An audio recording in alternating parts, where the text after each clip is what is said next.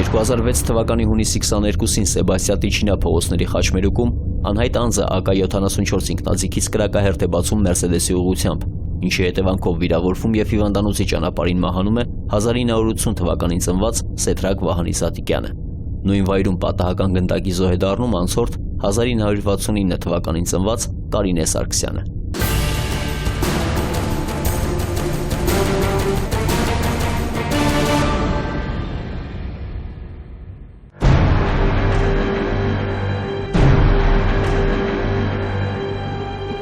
Սեդրակ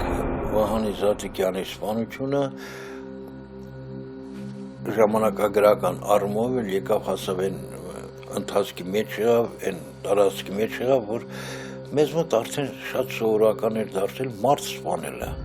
Պատերազմը դեռևս ահագին ժամանակ ավարտվել էր, այսինքն 1988, 89, 90, 91, մինչև 2000 թվականներ պետք է որ խաղաղված լիներ, բայց բոլոր երկրներում Հայաստանը բացառություն չի, մի երկիր, որը պատերազմի մեջ է եղել եւ մարդու ձեռքին, բնակչության ձեռքին զենք է եղել, ոչ թե զինվորի, մեր դեպքում ոչ միայն զինվորի ձեռքին էր, այլև ազատ մարդու ձեռքին էր, ազատամարտիկի ձեռքին էր, մարդը զենք էր բավականին չափով զենք էր ներկրվել Հայաստանը պահվում էր, միջև այլ պահվում է շատ բան, ինչքան գիտեմ, տեսեք միջև այլ հայտնաբերում են, այդ զենքը մի օր կրակելու է։ Եվ այդ սպանությունները եղան, Սեդրակ Զատիկյանի սպանությունը հերթական սպանություններից մեկն է, հիշենք 1993 թվականին Նոր Առաքելիչի սպանությունից հետո մինչև մեր այս օրերը, ասիկա Տիկի Նորիկի սպանությունից հետո, բայց այստեղ ինչ-որ նրբություններ կան, որը յուրահատուկ են այս դեպքին, սպանվել է ազատամարտիկ հոր,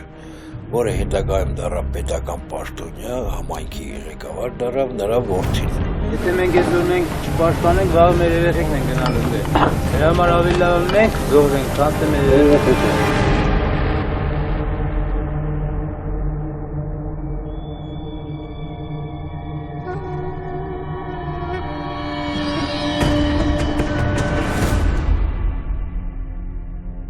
Ամեն ինչ սկսել է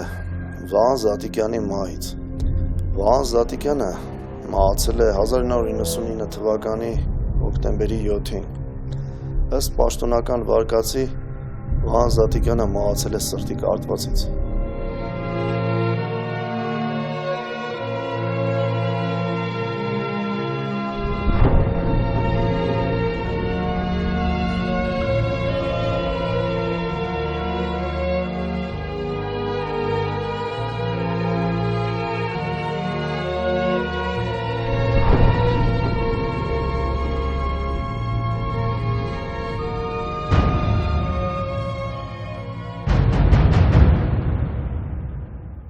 Մինչև Վահանի մահը, ըստ Վահան Զատիկյանի կնոջ տեղեկությունների, Զատիկյանների ընտանիքի որդիները և Հակոբյանների ընտանիքի երեխաները եղել են իրար հետ նորմալ հարաբերություններում, քանի դեռ սովորել են դպրոցում։ Դպրոցը ավարտելուց հետո նրանք ամեն մեկը ունեցել են իր շրջապատը և ընկերությունը չի շարունակվել։ Սակայն որևէ լուրջ պատճառ իրենց ընկերությունը չշարունակելու համար իրենք չեն ունեցել։ Եղել է ասում տնտեսական հարաբերություններ, այսպեսի հարցերով, ինչ որտեղ իրար հետ լեզու են գտել, ինչ որտեղ իրար հետ լեզու չեն գտել։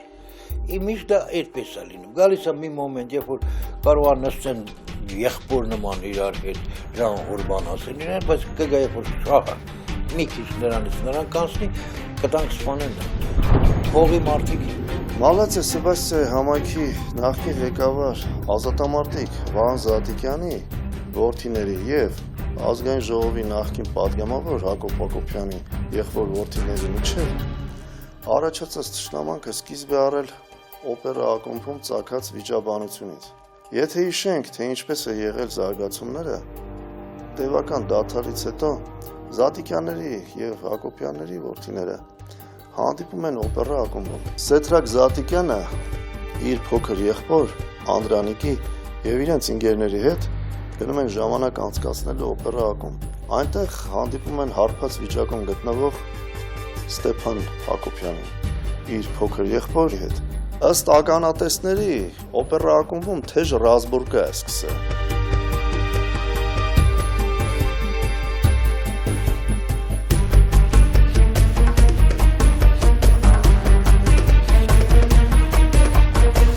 Ով ես դու, ով է քո երերը, վաբշե։ Չգիտես Սարա ով է։ Չէ։ Աղիս դու կտե, նստում, լողնում ես, հոյատնում ես։ Գամ կտենամ քեզ։ Դավայ։ Հակոբյանը չի հանգստացել։ Զանգահարել է ոմն մեկի թիկնապաներին եւ կաչել է օպերա ակումբ։ Թիկնապաները Հակոբյանի հետ միասին Զատիկյաններին այնպես են ծեծել, որ նրանք փախել են այդտեղից։ Եվ նրանց ուղղությամբ կրակահերթեր են արձակել, որից հետո վիճակը ավելի է թեժացնում Ստեփանի փոքր եղբայրը, որը հավաքում է իր բոլոր ընկերներին եւ գնում է արձակվելու այն Զատիկյանի ընկերոջ վրա, որը ներկա է եղել օպերա ակումբում վիճաբանության ժամանակ։ Իհարկե, հերթը հիմա էլ հասավ Զատիկյաններին։ Զատիկյանների փոքր որդին Անդրանիկը հավաքում է իր ընկերներին ու գնում է եւ ծեծում է Ստեփան Հակոբյանի փոքր եղբորը։ Որից հետո հրացանով կրակում է նրա Նիվայի անիվների վրա։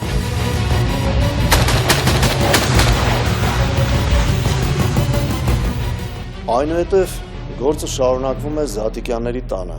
Ըստ Սեթրակ Զատիկյանի մոր տված տեղեկությունների, իրենք որոշում են զանգահարել Ստեփան Հակոբյանի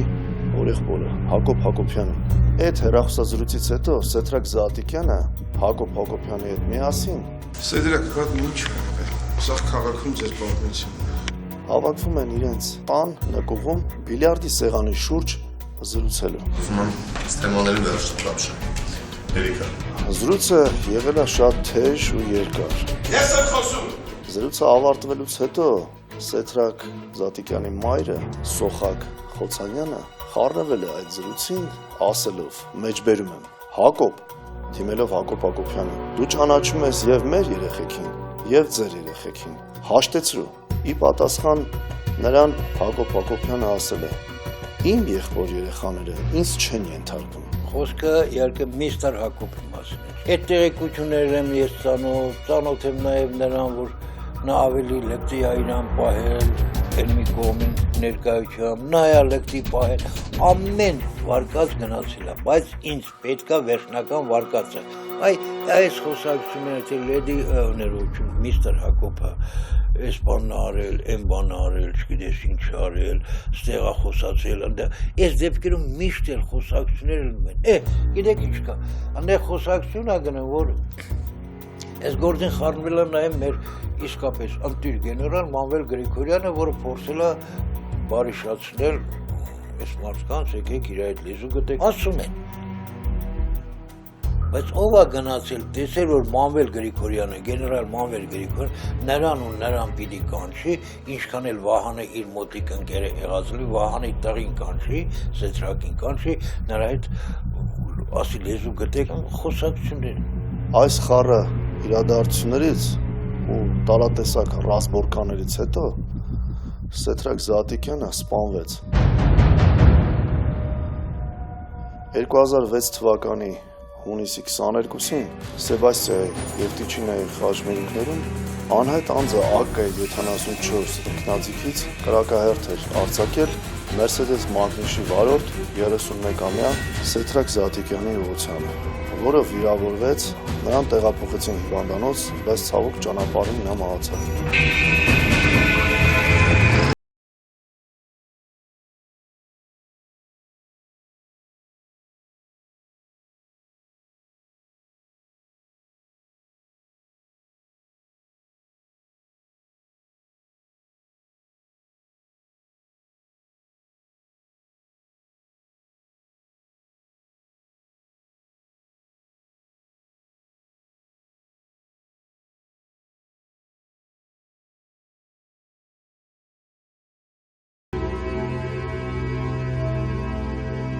Նույն վայրում կրակոցներից մահացավ պատական անցորդ 42-ամյա Կարինե Սարգսյանը։ Սեթրակ Զատիկյանի սպանության մեջ մեղադրվող որպես պատվիրատու 33-ամյա Ստեփան Հակոբյանը դեկտեմբերի 9-ին Մալացիա Սեբաստիայի վարչական շրջանի ընդհանուր իրավասության դատարանի կողմից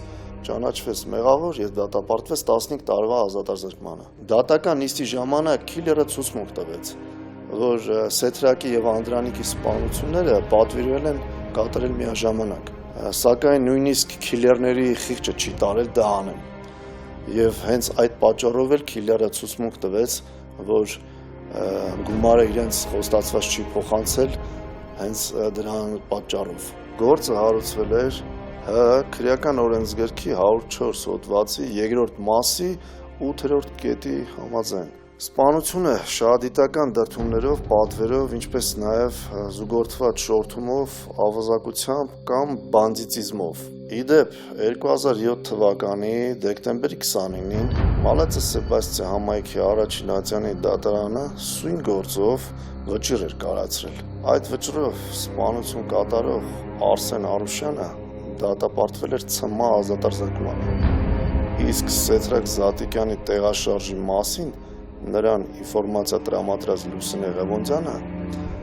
եւ նրա ընկեր Արթուր Հովհաննիսյանը համապատասխան 8 եւ 10 տարի ազատազրկմանը։ 26 տարեկան մի տղա է սպանվել։ Ոմանք ներկայացնում են նրան, որ մի քիչ չափից ավելի ազատ էր իրան պահում, այսինքն երբեմն նաեւ լեկտի էր պահում իրան, իսկ մեծ մարդկանց առավել եւս մեծ անուն հանած մարդկանց երեխաները հնարավոր է որ իրենց այդպես պահեն, ես չեմ կարող դա որևէ բանում։ Երկու վարկած եմ ես հիմնականում բանում։ Սրանք քաղաքական վարկածն է եւ երկրորդ տնտեսական վարկածը։ Առաջին քաղաքական վարկածն այն է, որ 2003 թվականին ընտրություններ են եղել մեզ մոտ եւ ընտրությունների ժամանակ Սեթրակը հակամարտության մեջ է մտել Հակոբի եւ եղբոր հարազատների հետ իրենց թեկնածուին անցկացնելու կամ չանցկացնելու համար։ Իսկ դուք շատ լավ գիտեք, որ մեզ մոտ Հայաստանում չգիտես ինչի նույնիսկ ազգային ժողովի падգամավոր ընտրվելը, որը իրենից ինչ ասեմ, այդքան կարևոր նշանակություն չունի իմ կարծիքով ազգային ժողովի падգամավորը, այդ իրենք են ցույց տվել։ Դրանք դառնում են արդեն պատերազմական պատերազմ։ Եվ նրա թեկնածուն անցնելու փոխարեն նրա թեկնածուն է անցել։ Գալիս է սրանից։ Եվ այդ հակամարտությունը ես հավատում եմ, որ այդպիսի բան եղած կլինի։ Դա նաև երկրորդ հակամարտությունը, որ այդ ժամանակ Փարոս ռեստորանը պատկանում էր Զատիկյաններին, առավել եւս Սեթրակին էր պատկանում։ Հիմա գիտեք ով է պատկանում։ Մեր հարգարժան ամենապայծառ Սամվել Ալեքսանյանին։ Գիտեք ինչ կա, ռեստորան, որը շատ վատ վիճակի մեջ էր, բայց ռեստորանը շահույթ էր, դա այն օբյեկտներից մեկն էր, որտեղ կարելի էր շահույթ առնել, դա այն ժամանակներ, ասկեն 2003, 2004, 2005 մինչև հիմա, համատարած, այսպես շատ լայն ծավալներ ստացող աղքատության մեջ կան հարուստներ, դրանք հարուստներ չեն, շատ փողատերեր, որոնք ուզում են ցոփ կյանք վարել, ռեստորաններում իրենց քեֆերն անցկացնել, իսկ ռեստորանը պետք է փող աշխատում, դրա համար Հայաստանում այսքան շատ ռեստորան կա, եւ հնարավոր է, որ Փարոս ռեստորանի համար այս վեճը ծագեր Զատիկյանների եւ Հակոբյանների միջեւ, շատ հնարավոր է։ Եվ քանի որ ըստ պաշտոնական գրություններով բանով պատկանել է Զատիկյաններին եւ հնարավոր է որ սրանք իրանցից խլեին, բայց տեսեք արդյունքում ինչ եղավ։ Եղավ այն, որ վերջում տանցավ Սամվել Ալեքսանյանին։ Այսինքն նա այս գործում որևէ դեր չի խաղացել, թե որևէ մեկը նրան չի կարող մեղադրել այդտեղ։ Որ այս ամբողջ կռիվները ինքն է հրահարել կամ ինքն է մասնակցել, ինքն է պատվեր տվել։ Որևէ մեկը նրան մեղադրել չի կարող։ Դες փաշ չկա ոչ մեկի ձեռքին, բայց ի վերջո անցավ նրան։ Իսկ ին հռոմ էսպես էր, ասա ում է ձեռնտու սա, այս հանցագործություն ես ասեմ ով է պատվիրատուն, կամ ով է հանցագործ։ Այսքանից հետո ինձ համար դու իրանց հայրիկի չարնել տանեմ, ինչ ուզում են թողանեն, ինչ ուզում են թող լցնեն իրանց փորները։ Ստեղ զոհվեց մի աղջիկ Կարինե Սարգսյան։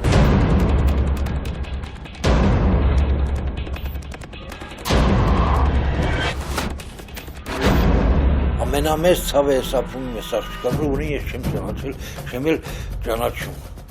Բայց մարդ, որ իր համար փողոցով գնում էր, զոհ դարձավ երկու հաբարգած լիղտ մարդկանց պայքարին։ Սա մարդ էր, որ ուզում էր ապրել և կապ չուներ ոչ ձեր փարոսի հետ, ոչ ձեր երեսփոխանի հետ։ Գնացեք ինչ ուզում եք արի, մարդ ասում։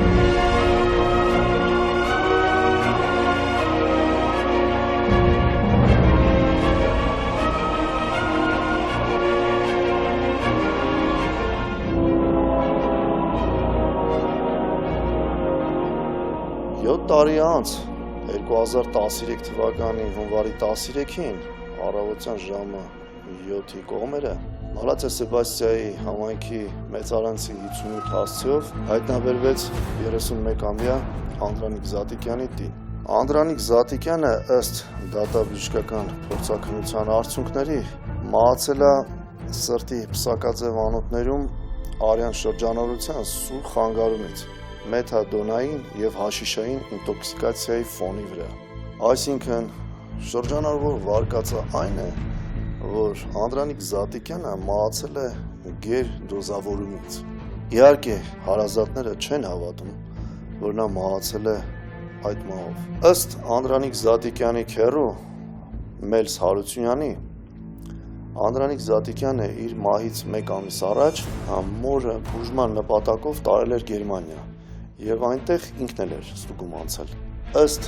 Մելս Հարությունյանի այդ հետազոտությունների փաստաթուղթը իր մոտ է, որը վկայում է, որ Անդրանիկ Զատիկյանը թմրանյութ չի օգտագործել։ Մեզ մոտ Հայաստանում 1-2 այդպիսի տարբեր դեպքեր եղել է։ Մի ընտանիքը կռվել է մյուս ընտանիքի դեմ, երեխաներից սկսած մինչև ծեր մարդիկ սպանվել են, խոսքը սպանությունների մասին։ Ու դա շարունակվել է տարիներ շարունակ։ Եվ ինչի պիտի Զատիկյանի դեպքում սա բացառ, այդ ինչի սպանվեց նորից։ Դե թող հասներ ծեր տարիքի կամ ծեր տարիքի չէ, հիվանդությունից մահանար։ Արդեն ուզում ես, գիտես, որքան էլ ուզես հավատալ, ինձ պետք է բացատրությունը տրվեր օրինապահների կողմից։ Հստակ բացատրություն, որ ես չկարողանայի արդեն ասի, կասկած ունեմ, չկարողանայի, բայց այդ բացատրությունը որևէ մեկը չի ստացել։ Ամերիկայից սկսած, Եվրոպաներից, Ռուսաստանից, եթե ուզում են որևէ մեկին ձերբակալել, ասենք Գոգենի նկարը գողանալու համար, առաջին հերթին ինչ են անում։ Նրա գրպանում կամ նրա տանը հանկարծ պատաբար հայտնաբերվում է թմրանյութ։ Նրանք շատ լավ գիտեն, որ գնացել են Գոգենի նկար այս մարդու տնից անելու համար, բայց առաջ որպեսզի այս մարդը չկարողանա որևէ բան թմրանյութ։ Հիմա նույնը եղել է նաև Զատիկյանի դեպքում։ Պերեդազիրովկա էր եղել իր մոտ, չգիտես ինչ էր եղել, թմրանյութ էր օգտագործել, մյուս կողմն ասում է նա ընդհանրապես թմրանյութ չէր օգտագործում, դե արի ու ապացուցի, որտեվ եթե պետք լինի թմրանյութը նույնիսկ մահվանից հետո կարելի է սրսկել արյան մեջ ինչա պատահել, եթե պետք լինի որևէ մեկին։ Այս սա է ամբողջ պատմություն։ Վերջ տանք այս մանկական խաղին։ Մարդը հանցագործություն է կատարել, այս թմրանյութուն դրեք մի կողմ, արդեն չես հավատում։ Նա կար գողացողի մոտ էլ էր թմրանյութ գտնում, մարդասպանի մոտ էլ, ներողություն իր կնոջից փախած տղամարդու մոտ էլ էր թմրանյութ գտնում, լավ էլ է։ Արդեն մատ ուրիշ բան հնարեք էլի։ Ասեք այս մարդը ծիծակ շատ էր կերել, եւ սա քրեորեն պատժելի է։ Այ եթե հետաքննիչը գնա ու բերի ապացուցի, որ այո, ստեղ շատ նոր, իսկ մեր հետաքննիչությունը էլ եմ ասում։ Ես կցանկանայի, որ լուրջ արվեր և պրոֆեսիոնալ մակարդակով արվեր, որ ինձ կասկածելու տեղ չթողեր, որևէ մեկին տեղ չթողեր կասկածելու։ Անդրանիկ Զատիկյանը Վահան Զատիկյանի ընտանիքի վերջին զավակն էր։ Այս դժբախտ ընտանիքում ցավոք սրտի մնացել են միայն կանայք և երեխաներ։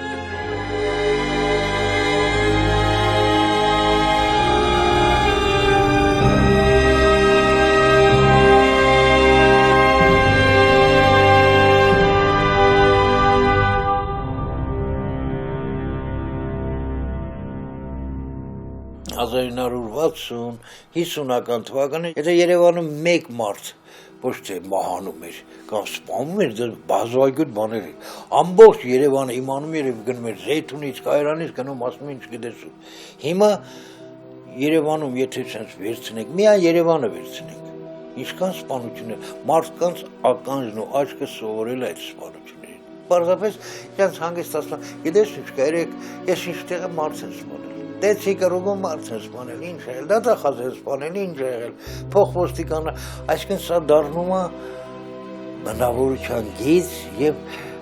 մարդը դառնում է, ինչ ասեմ, կտրվում է մարդ լինելու բանից։ Ամեն մեկի սպանությունը պետք է համազգային ողբերգություն դառնալ բոլորիս համար, առաջին հերթին օրինապահ